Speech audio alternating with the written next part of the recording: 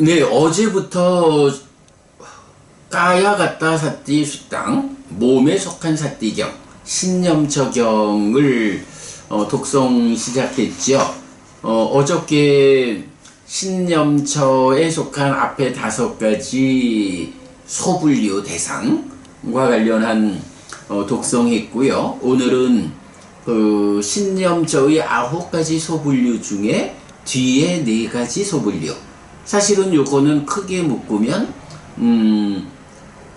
시체의 변화 과정을 보면서 무상을 담는, 참으로 저 버려진 시체만이 저렇게 세월이 지나면서 썩고 다른 짐승의 다른 생명의 먹이가 되고 흩어지고 다 바람에 날려가 버리는 뭐 이런 변화 과정이 저 시체만에 적용되는 게 아니고 나의 몸에도, 이 몸에도 시기, 마음이 떠나고 나면 버려지는 이 몸 또한 이런 것이고 이렇게 될 것이며 이것을 극복하지 못하리라 라고 내 몸에 견주어 생각하는 거죠. 그래서 버려진 시체가 변화해가는 것처럼 이 몸 또한 마음이 떠나고 나면 저러한 모습을 반복하게 될 거야.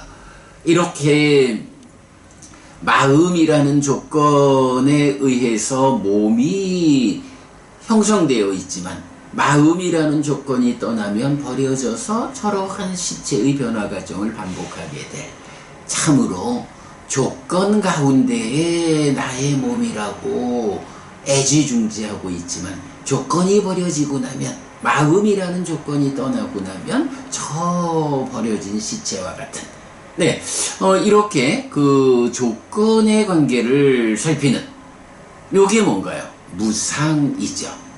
무상을 담는다 라고 말하는 거. 아마도 이제 우리가 무상을 담는다 라고 하면, 뭐 무상을 담는다는 개념은 기본적으로 상라가정의 전도된 상심견해, 무상고 무아부정의 전도되지 않은 상심견해, 요 전도경의 말씀을 우리가 아주 중히 여기잖아요. 무상고 무아부정이라고 하는 전도되지 않은 상태로 삶을 바꿔가는데, 바로 이렇게 상라가정을 무상고 무아부정으로 바꿔가는 거가 무상을 담는다 이렇게 말할 거고요. 그런 가운데 뭐 무상을 담는 것도 이렇게 표면적으로, 전도된 상심견해, 전도되지 않은 상심견해 이래 되니까 이제 표면의 영역에서 참으로 이렇게 무상한 것이여 라고 밖에서 접근해서 견해를 바꾸는 뭐 요런 접근 방법이 하나 있을 거고, 또 하나는 아예 상의 자리에서 전도되지 않은 상으로 바꿔나가는, 그럼으로써 그 견해가, 삶을 보는 시각이 전도되지 않은 시각을 만드는, 견해라는 것을 놓고 밖에서 무상하다라고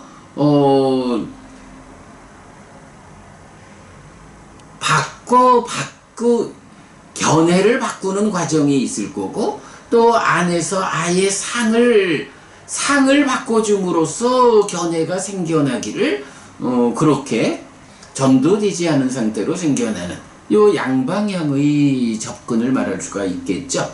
자, 그럴 때 보면 우리가 이런 시체의 변화 과정을 관찰하면서 이 몸 또한 그럴 것이요 라고 그 무상을 관찰한다라는 그러한 접근은, 뭐 시체가 변해가는 걸 보면서 나의 내면에서 상을 바꾼다 이렇게 말하기는 어렵겠죠.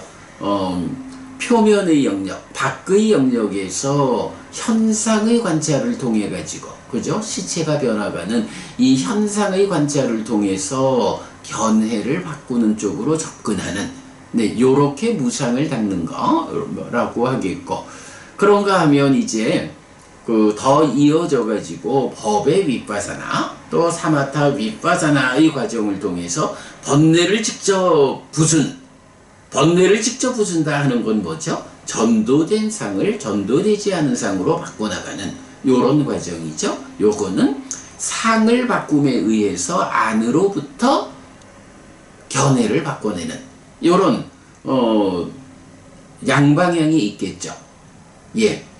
무상을 닦는다라는 이 한마디가 밖에서 접근하면서 견해를 바꿀 것이냐, 안에서 상을 바꾸는 일을 통해서 견해를 바꿀 것이냐 라는 요 두 가지 접근 방식이 있다. 이럴 때 이렇게 시체의 관찰 과정을 보면서 이 몸에 견주어 가지고 몸이라는 것이 참으로 무상한 것이야, 이렇게 몸에 대한 시각을 바꾸는, 견해를 바꾸는, 네, 요런 무상을 닦는 것이 시체의 변화 과정이다. 뒤에 가가지고 깊은 영역에서 상 자체를 바꿔내는 이런 시도는 무상의 상을 닦는다, 이렇게 표현되는 거죠. 예, 아무튼 그래서 경에서 보면 무상을 닦는다라는 말과 무상의 상을 닦는다라는 말이 함께 나타나죠. 그럴 때 무상을 닦는다는 것은 밖에서 접근할 것이냐, 안에서 접근할 것이냐.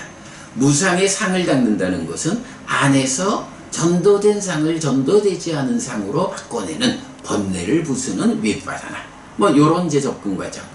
그럴 때에 시체의 변화 과정을 관찰하는, 그렇게 무상을 닦는 것은 밖에서 접근해서 견해를 바꾸는, 예, 무상을 닦는 수행. 이렇게 우리가 이해하고 있습니다. 자, 그런가 하면 이제 이어가지고 대념 적용과 신념 적용에서 뭐 당장 눈에 보이는 차이라고 하면 대념 적용은 후렴을 몸에 속한 사띠 9개의 소분류에 적용을 하고 수신법으로 이렇게 넘어가는데, 신념 적용, 몸에 속한 사띠경은 그 중에 몸에 속한 소분류만을 대상으로 하니까 9개가 나오는데, 거기에서 후렴이 적용되는데, 이제 9개뿐만 아니라 초선, 제2선, 제3선, 제4선 이 네 가지 선까지도 같은 후렴으로서 끊어진다.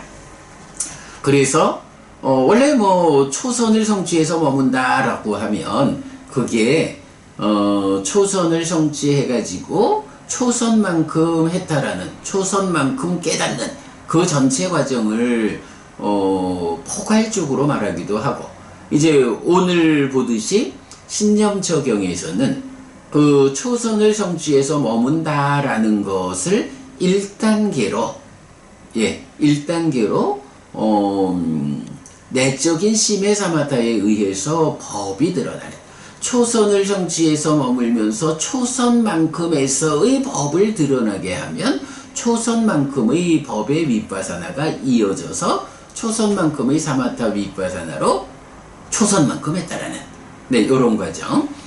그래서 하여간 뭐 신념 적용에서 좀 특징적으로 볼 거, 초선, 제2선, 제3선, 제4선을 깨달음까지의 전 과정으로 제시하지 않고 내적인 심해 사마타에서 법이 드러나는 데까지를 머무는 영역으로 말하고 있다라는 거죠.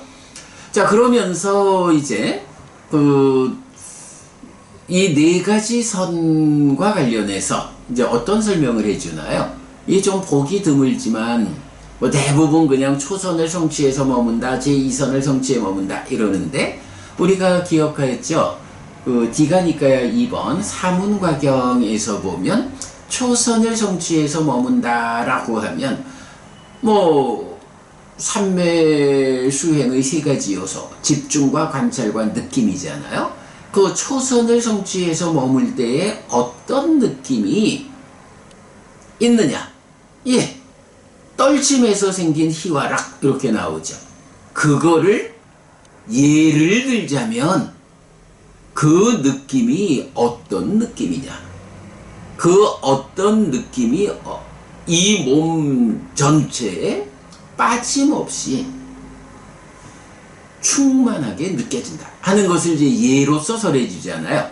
예, 사문과경의 그런 설명이 바로 이 신념적용에서도 동일하게 나타나죠. 자, 그래서 보면 초선을 성취해서 머문다라고 하면 그는 떨침에서 생긴 기쁨과 즐거움으로 이 몸을 충만하게 하고 흘러넘치게 하고 가득 차게 하고 고루 미치게 한다. 온몸 어디라도 떨침에서 생긴 기쁨과 즐거움이 미치지 않는 데가 없다. 예, 초선이라고 하는 떨침에서 생긴 기쁨과 즐거움이라는 개발된 느낌의 상태가 몸을 충만하게 한다, 흘러넘치게 한다, 가득 차게 한다, 고루 미치게 한다. 온몸 어디라도 떨침에서 생긴 기쁨과 즐거움이 미치지 않는 데가 없다. 이렇게 표현을 해요. 온몸 어디라도. 그리고 그것을 예를 들자면 능숙한 때밀이나 그의 조수가 청동판에 비누 분말을 흩어놓고 물을 반복 뿌려가면서 반죽을 할 것이다. 그러면 그 비누 분말 덩이에 물기가 흡수되고 스며들어 안팎으로 물기가 미치고 흘려보내지 않는다.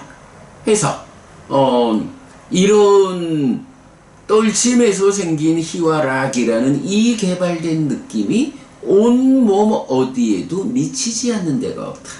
마치 물을 뿌려가면서 반죽을 하면 반죽 전체가 물기를 촉촉히 머금듯이 이렇게 비유를 하죠. 자, 제2선은 이제 삼매에서 생긴 희화락 이래 되는데 그 삼매에서 생긴 기쁨과 즐거움으로 역시 몸을 충만하게 하고 흘러넘치게 하고 가득 차게 하고 고루 미치게 한다. 온몸 어디라도 삼매에서 생긴 기쁨과 즐거움이 미치지 않는 데가 없다 라고 동일하게 충만한다, 미치지 않는 데가 없다. 예를 들자면 이제 집중해서 생긴 삼매에서 생긴 희화락은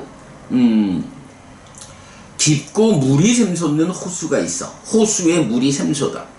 그런데 동서남북 어디에서도 물이 흘러들지 않고 하늘에서 비도 내리지 않아.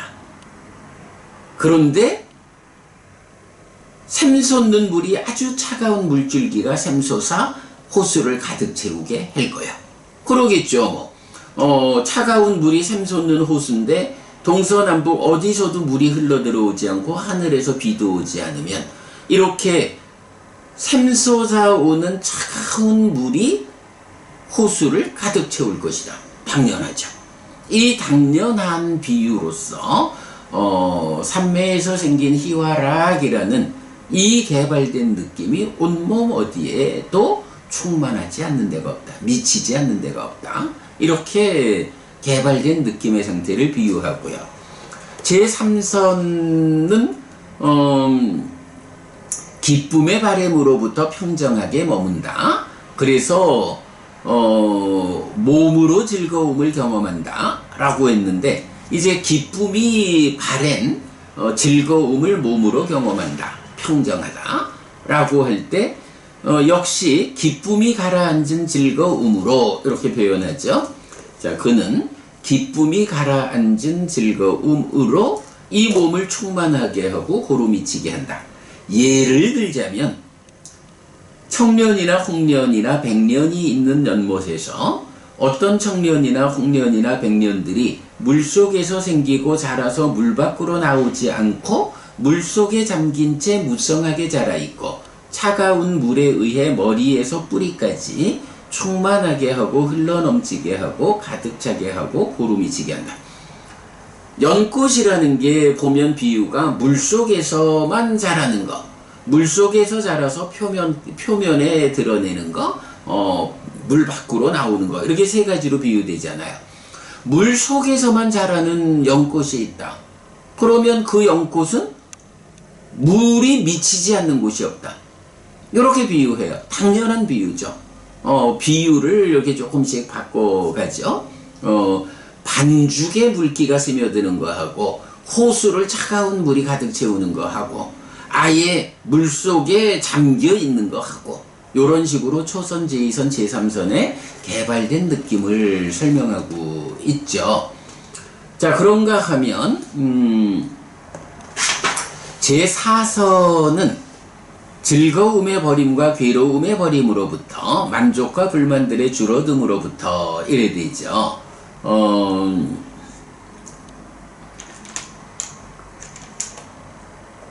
그러면서 이제 제4선은 초선, 제2선, 제3선과는 좀 다른 표현이 나타나죠. 그는 이 몸을 청정하고 아주 깨끗한 심으로 미치게 하고서 앉아있다. 이렇게 나와요. 자, 방금 봤지만 제3선은 어때요? 그는 기쁨이 가라앉은 즐거움으로 이 몸을 충만하게 하고 이래 됐죠. 제2선은 삼매에서 생긴 기쁨과 즐거움으로 이 몸을 충만하게 하고, 초선은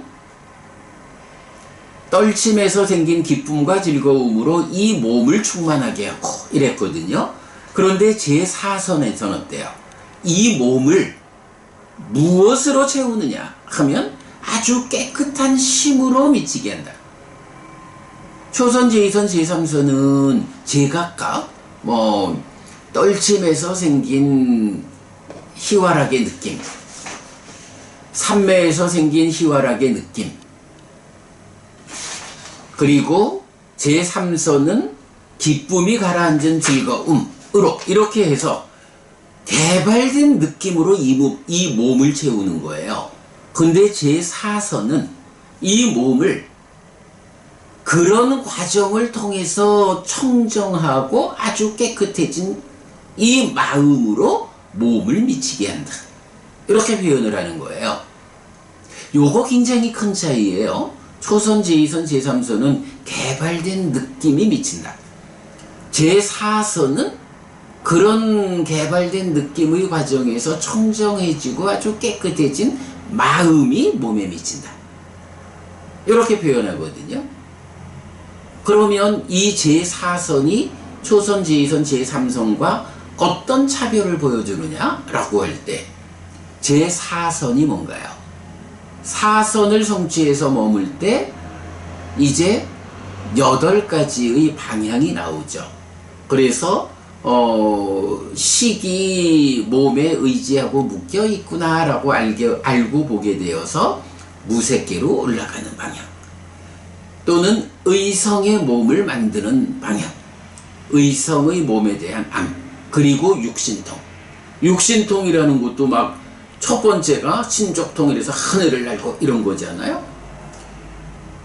개발된 느낌이 이 몸을 충만한다라는 걸 넘어서 가지고 이제 마음이 이 몸에 미치지 않는 곳이 없다 라고 하는 요 상황이 마음이 몸 어디에도 미치지 않는 곳이 없습니다를 통해서 무색계로 의성신이라고 하는, 또 신족통, 하늘을 날고 물속을 들어가고 뭐 이런 신족통, 또 하늘의 소리를 듣고 남의 마음을 읽고, 그리고 삼명, 뭐 전생을 보고 죽고 태어남을 보고 번뇌를 부수는 이 모든 것들이 제4선이라는 토대 위에서 진행이 되잖아요. 제4선이라는 것이 초선, 제2선, 제3선하고 어떤 차이가 있느냐라는 것을 단적으로 보여주는 것. 초선, 제2선, 제3선은 이러한 개발된 느낌이 온몸에 충만하다. 미치지 않는 곳이 없다. 제4선은 이런 개발된 느낌의 과정으로 청정하고 깨끗해진 이 마음이 몸에 미치지 않는 곳이 없다. 몸에 미치지 않는 곳이 없다라는 것이 이제 이 마음이 몸에 대한 어떤 통제권을 갖는다? 글쎄 이런 의미로 설명할 수 있지 않을까? 그러면 그러니까 무색계로도 올라가고 의성신, 이 몸 안에서 의성의 몸을 뽑아내는 거, 의성신이라는 경지도 나타나고 또 하늘을 알고 뭐 이런 거. 경에서 보면 부처님이 그러니까 색계 무색계의 하늘로 올라갈 때 보면 일반적으로 의성신의 상태를 만들어서 색계 하늘을 경험하는데 부처님이 이 인간의 몸 그대로를 가지고 높은 하늘에 출현하는 이런 장면도 나오죠. 그런 게 다 마음이 몸에 미치지 않는 것이 없다. 마음이 의도하는 대로 몸을 움직일 수 있는, 정확하게 표현하기는 좀 어렵겠지만 연구할 부분이죠. 다만 이렇게 제4선이 개발된 느낌으로 충만한 제3선까지와는 다르게